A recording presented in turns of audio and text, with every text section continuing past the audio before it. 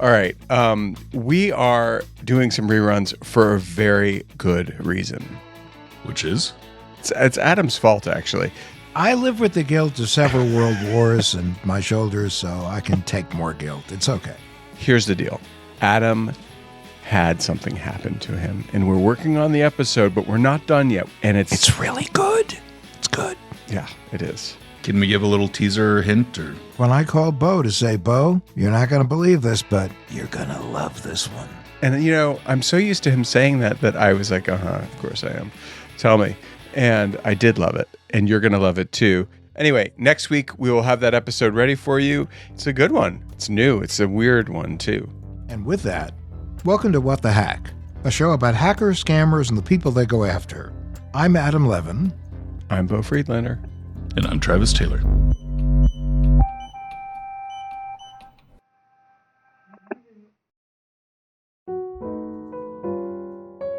So for our first story, we're going to be speaking with someone who works at an Amazon warehouse who ran afoul of scammy website online. These kind of scams are still prevalent, and they're things you should be looking out for. I really liked Liza, and I liked what she had to say, and I also liked the way that she navigated the situation. Without question.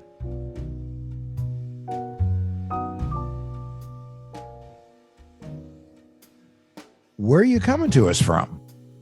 I'm coming from Woonsocket, Rhode Island. What do you do? I work for Amazon, and I do two jobs. I'm a toss boxes on the belt, and I also train the delivery drivers. You're here today because something happened, right? So, what did happen? So I told my son, well, I didn't tell him, but I wanted to get him a Nintendo Switch for Christmas, and extravagant. Big pricey item, but he earned it. He's, earned it. He got his A's and good behaviors and things like that. So I decided back in October to beat the rush, and I find a deal. They're running between $299 and $350, depending on which Switch you get, with games or no games, or the new OLED just came out and stuff like that. It's, basically your Nintendo console with a screen. It's handheld. So this thing is like a real big deal video game thing. Big deal. Huge. So I went on this website. It was right around, Black. They're starting all their deals and sales early. So I Googled Nintendo Switch, and, the usual hits came up, the big box shopper. And then the mom and pops come up. And then I find this one that's Hooli Game that was direct out of China. And I thought, that avoids the shipping crisis. So I placed my order, and for $197, I got it 70% off with a game through the website. I went to the website through the listing on Google. So listing on Google is a website. It wasn't the website of the manufacturer, though, right? No. And it was 70% off? Yes. So it's like a Black Friday, like, here you go, gift from heaven. Early Black Friday deal. Too good to be true. Too good to be true. Famous words. Said to myself, a little early for the Black Friday specials, but you just never know, because this is a hot commodity. This is something everybody wants. So I clicked through and I made my purchase, got the confirmation number. They said they would ship it. They would send me the tracking number in, 48 to 72 hours. I said, that's fine. I had to email them. I was like, hey, I haven't got my tracking number yet. And they said, okay, here's your tracking number the next day, because I'm dealing with China. Now, wait. You didn't get a tracking number immediately? You just got a confirmation, which is normal. Yeah. So it took them a day or two. It was like a Thursday or Friday when I made the order. So I always give them the weekend. So on Monday or Tuesday, I got the tracking number. And then I started tracking, and I'm like, my package. And it's kind of fun in a nerdy, geeky way to track your packages on UPS and stuff. Oh, sure. It's like watching Santa Claus go around the world on Christmas night. It is. Yeah. So I make that order, and then from there, I just kind of sit and check it, compulsively for a few days. And around the November 11th, that was October 25th, I ordered it. Around November 11th, it gets into the hands of the U.S. Postal Service in China. In China. So I'm thinking, cool. It'll get flown across the Pacific, so it won't get caught up in the shipping backlog. So the thing gets flown into L.A., and from L.A., it gets up to Palatine. It goes to Illinois. And I'm thinking, okay, that's kind of knowing shipping, and I work in that background. I work in logistics. Everything is normal to me.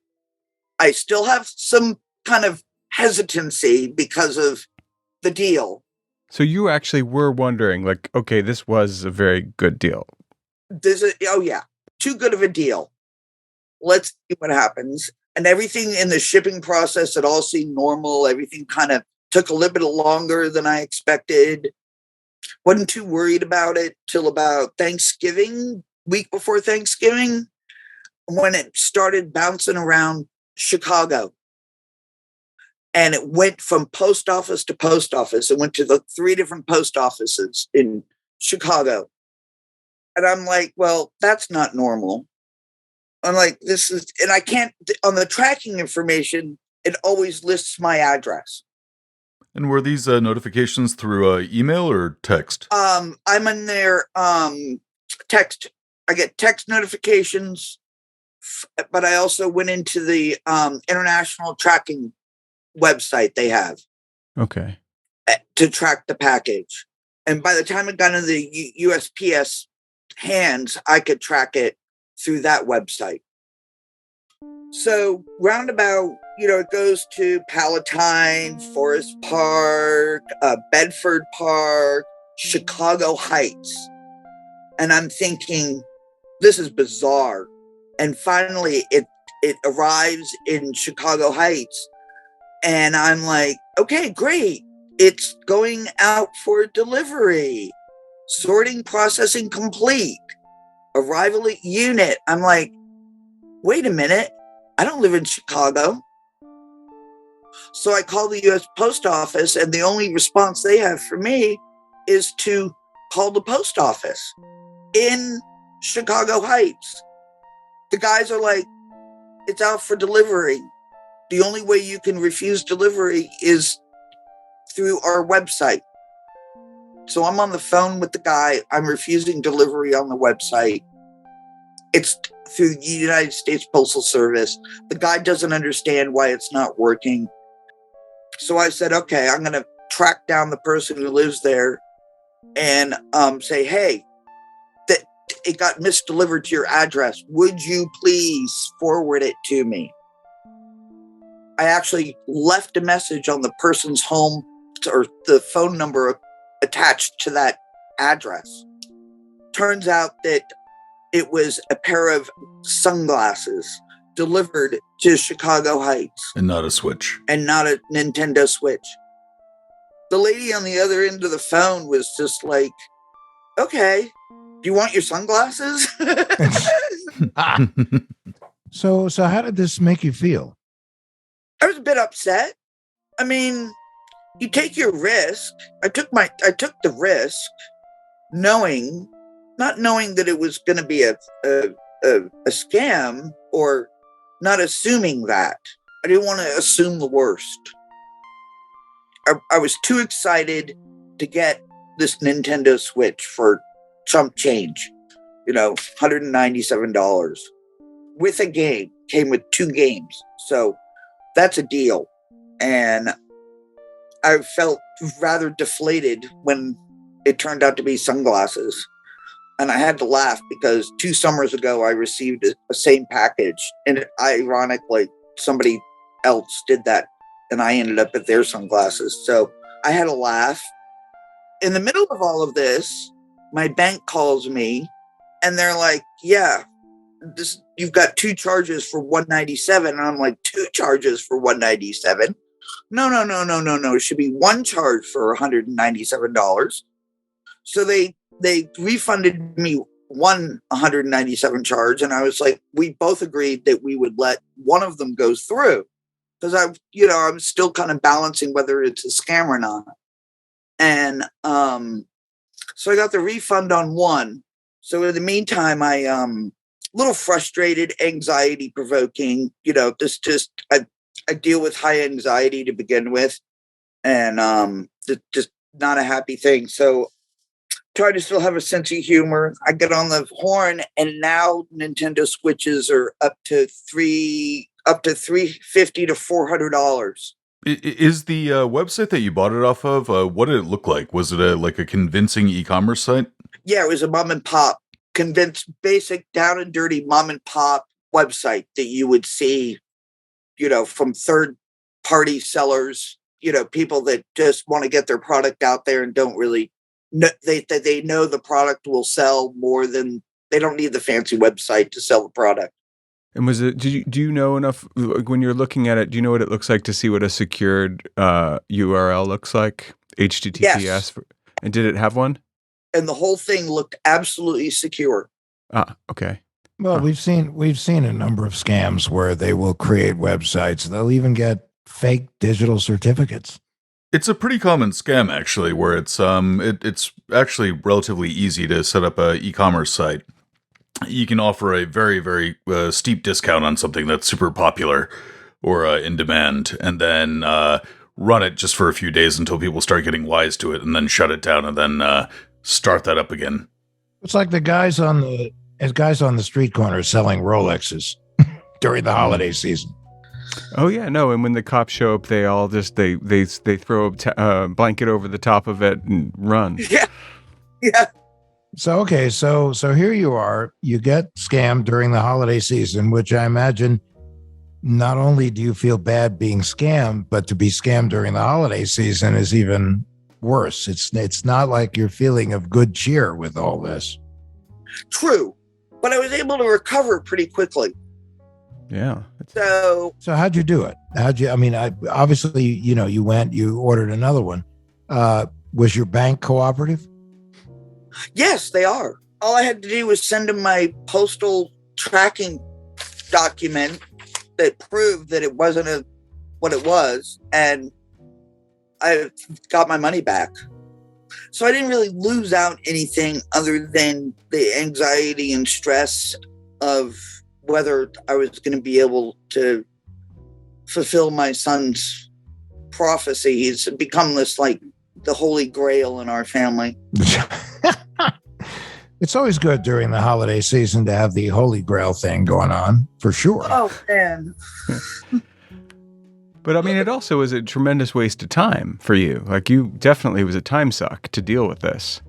Oh, yeah. How long did you spend? I was just trying to get a feel for the amount of time you spent. Did you spend more time tracking this package and trying to figure it out, or actually just taking the $300 or whatever the deal was later? By the Friday of Thanksgiving weekend, I'd already gotten a new one. You figured it out. And I just sucked up the $299, $300 for a new one. But it was a month-long process. Do you think that you could have spotted this had you Googled the e-tailer that you were looking at, or do you think it wasn't possible at the time? Yes. If I'd done better due diligence on the bells going off in my head, like Googling the website, really, looking, okay, it's a mom and pop website. That was definitely a bell in my head. Yeah, there were some things I kind of could have done a little bit more due diligence on. Looking back, hindsight's always 20/20, but I can, those things really, I should have paid closer attention to. So it's kind of like the warning bells of Christmas, right? The warning bells of Christmas. Ding dong.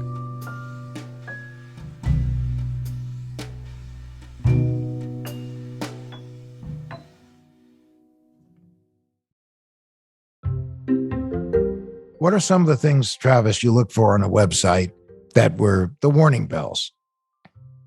A big one are online reviews. That's something where if something is just really only popped up in the last week or two, that's usually a good indicator. Unfortunately, it's not that hard to make a fancy bells and whistles type of e-commerce site relatively quickly, or just to be able to keep on copying them. Another big one is just how much accountability that they have. Do they have contact info? Do they have a physical mailing address, especially in the States? That's an important one. Do they have a contact form to be able to, let them know if you're not getting something? A phone number, all those other sorts of things are sort of the smaller details there, I think, end up sort of revealing whether or not something is a little bit more suspicious. Yeah. Well, I got to tell you though, I've made mistakes with legitimate companies when I really wanted to buy something, and gotten burned just for money, basically. Somehow I ended up spending $200 more than I needed to. A classic example is I wanted to go hear a band that I really like, and I got tickets on StubHub, and it turned out the Beacon Theater in New York City still had tickets for sale. They were $75. So, I mean, there's that sort of thing. But when you're super excited and you really want to get something in, and it's even more amplified when it's your kid, and you're like, I gotta get this thing for my kid, you stop thinking. And that is the very, at the core of this kind of scam, is just they know you're not thinking because it's like a primitive thing. My kid wants it, I get it. It's the kid card. If they play the kid card, and you're going to fall for it.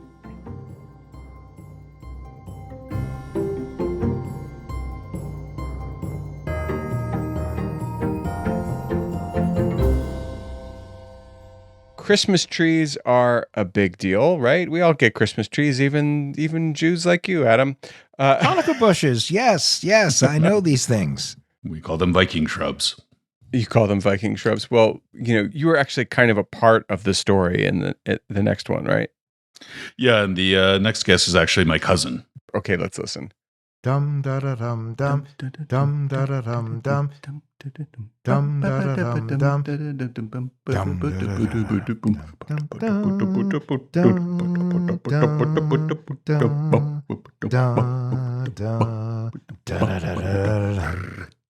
Okay.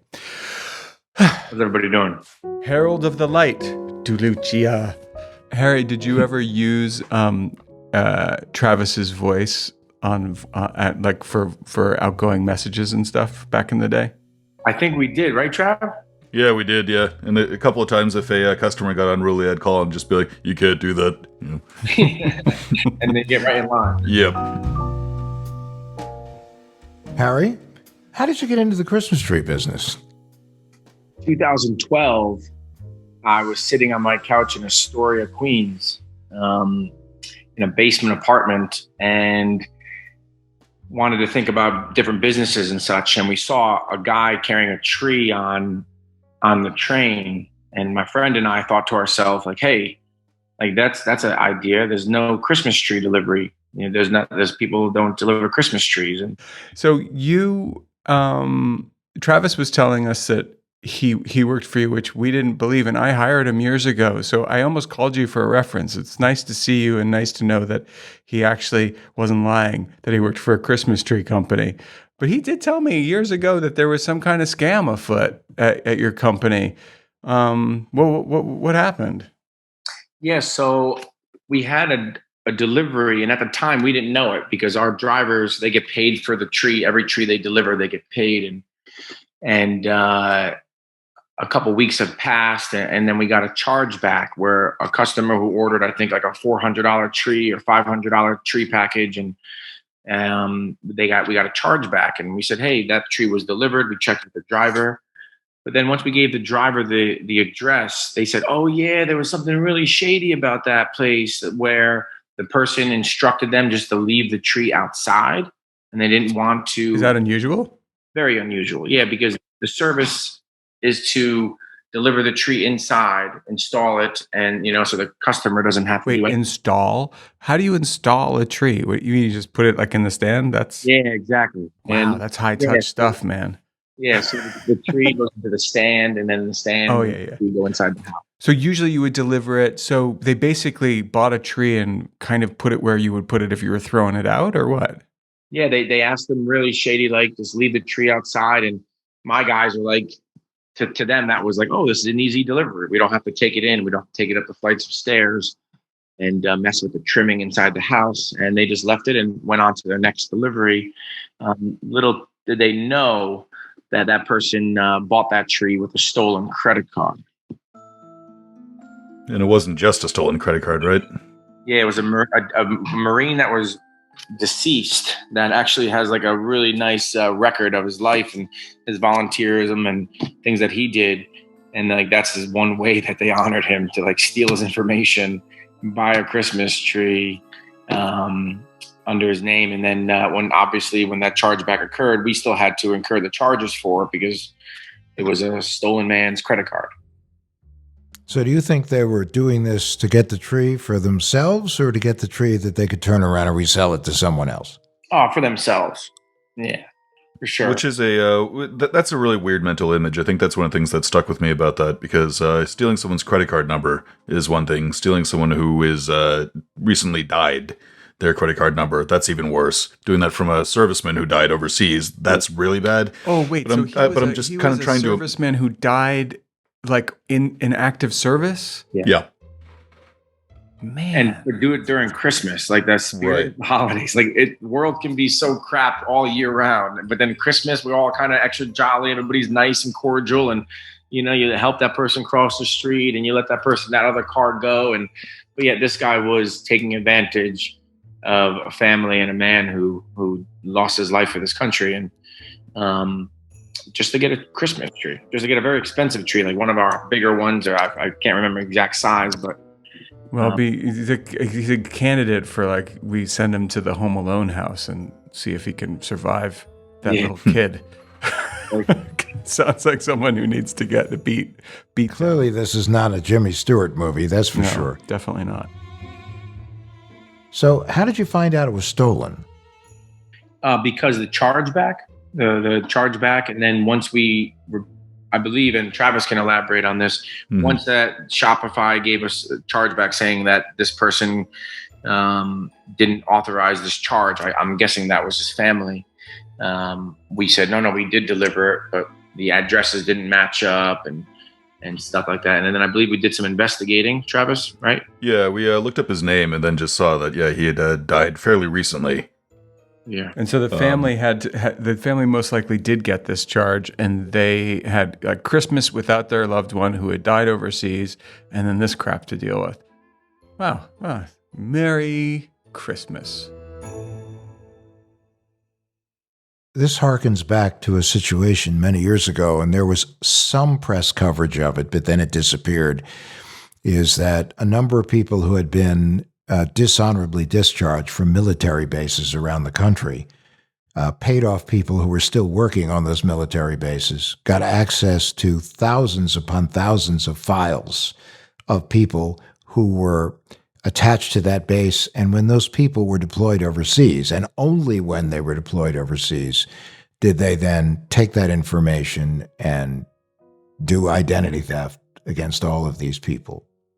And it was outrageous. And it came at a time where they really didn't want to do an enormous amount of press, because there was an issue about how good the armor was for the vehicles that were being used overseas in the war in the Gulf.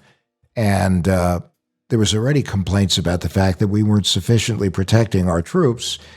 And that was over there. And the last thing they needed to have was information coming out that we were also not protecting our troops in terms of what was going on over here.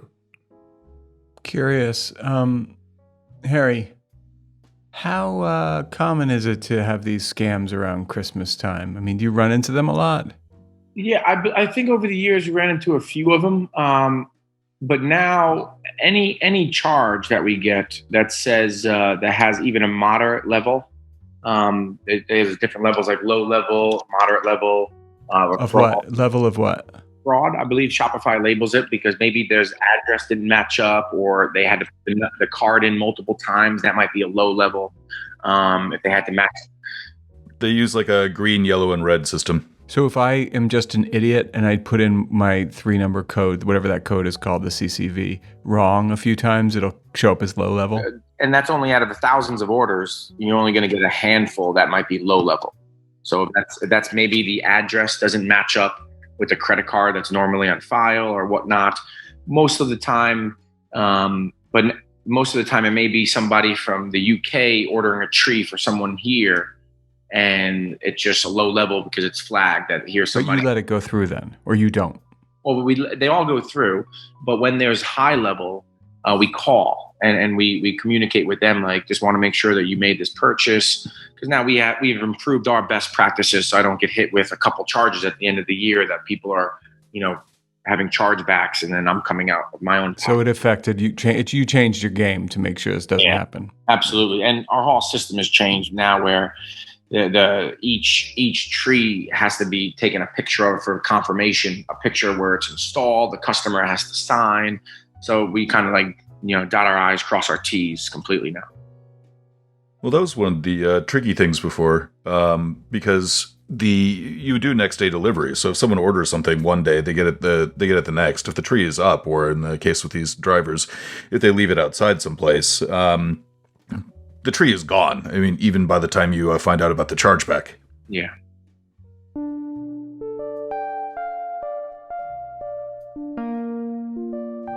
Based on what you went through with this particular tree, and this was obviously a teachable moment, what are things that business owners should be looking out for in order to avoid this kind of scam? Definitely the fraudulent checks in the back end. Even if it's low, moderate, or high, to have one of your customer service or administrators check that out and give them a call and confirm with the owner of the card or with the person whose name is on the order if the charge is accurate, if they authorize the charge. Well, that's, again, that's what we always tell people is that, go to the source. And that's very important to do, because if you don't go to the source, you could be sorely surprised by the results. So you're right. Yeah, you're on the hook for the loss. No one's going to cover that but you. So if you don't do your due diligence and you don't do the best steps to not allow that to happen, you may pay the consequences, as I have had to. So I have a question. So with the credit card chargeback, there's no insurance that you can have that protects the business against, let's say, a wave of these chargebacks? Or it's all on the business owner in order to make absolutely sure to confirm all the details and make sure you're dealing with the right people? Well, from the past, they've asked us information like proof of the tree delivery. And then we can show them, like, look, this is the confirmation of the tree, the purchase order. This is the confirmation from the driver. But without actual evidence, like a picture, like what we have now. Right now, you go into the house, our drivers cannot, on their app, they cannot go to their next delivery and tree order without finalizing the one that they're currently on. So it needs a picture. It needs to be a picture of the tree standing inside the house. And then it needs signature authorization from the person who ordered it or a family member that's in the house at the time. So those steps in place protect us from this really happening ever again, hopefully. Well, one of the other things too is, I know you can adjust the settings in Shopify and other e-commerce platforms like that, just to say that you won't even accept something if it has a certain level of risk, but also the payment processor. That can be configured too, that you can say, if the address or zip code doesn't match, you can say that you just be like, that's a deal breaker, and you can have it be blocked off immediately at the checkout. So have you found that it's better just to do that, just to err on the side of caution more? Or do you think that would cut into your business too much? Yeah, I out of the a couple thousand trees online that we do, I only see maybe a couple of like ones that have risk of fraud on them, and they're low typically. But that's a great point, and I don't think we've ever explored that. And maybe I'll bring that up because that would to eliminate. But would it cancel an order or two? Would it prevent somebody from purchasing? Possibly, but then they could reach out to us and say, hey, I'm trying to order a tree, it's not going through, and then we could, capture their order that way. But yeah, I'm wondering, like, also just on your website, there are ways in which, website itself can be affected by hackers who are trying to capture information, trying to capture money. And I don't know, like, what, the thing that comes to mind is the Magic Cart. Or Mage Cart. Yep. Mage Cart. What is Mage Cart? Mage Cart's a type of hack on e-commerce sites where they, for the most part, they put something called a listener in the code. So when a customer is entering in their credit card number, this will actually intercept that. So how do you protect against that? One of the big ones is that you need to vet the types of plugins or extensions you're using on a site. So for instance, Shopify, but same as any major e-commerce site, it's going to have little add-ons that you can do. So if you're going to be doing, say, local delivery, that's an extra little application that you're putting on there. And it's unlikely that Shopify itself would get hacked, but all you need to do is hack one of those plugins. And once you hack one of those plugins, you can install that. And is that open source, Travis? Can anyone get into those plugins? And Shopify is not. Shopify is closed source. It's a little bit closer to the Apple App Store. Okay. But WooCommerce, which is most widely used, and Magento, which is what MageCart's named after, those use a lot of those. That's how both Macy's and Ticketmaster got hacked a couple of years ago. No one actually hacked Macy's.com or Ticketmaster.com, but they took over an open source plugin that hadn't been updated in a while, and then they just added in a little bit of code saying, every time a credit card is entered, just steal that info. And for a very small amount of money, Harry, we will let you talk to Travis about what to do to protect your site from Mage Cart. Nice. Okay, so now it's time for our Tin Foil Swan. Our paranoid takeaway to help keep you safe on and offline. What is it this week, Travis? So it's the 10-year anniversary of Have I Been Pwned, which is a great resource for being able to look up to see whether or not your data has been in any recent data leaks or breaches. That's amazing. So 10 years since Have I Been Pwned, and if you haven't ever heard about Have I Been Pwned, clearly you haven't been listening to the show very much. Yeah, this is something we've talked about on the show a lot. We use it. We recommend it. It's something you should really consider. That's www.haveibeenpwned, P-W-N-E-D, and pwned in cyber vernacular is what, Travis? It means you got hacked. Yeah, and we know you have a lot to do, so that's it this week. Short Tin Foil Swan, long shopping list. Go to it. Have a great week.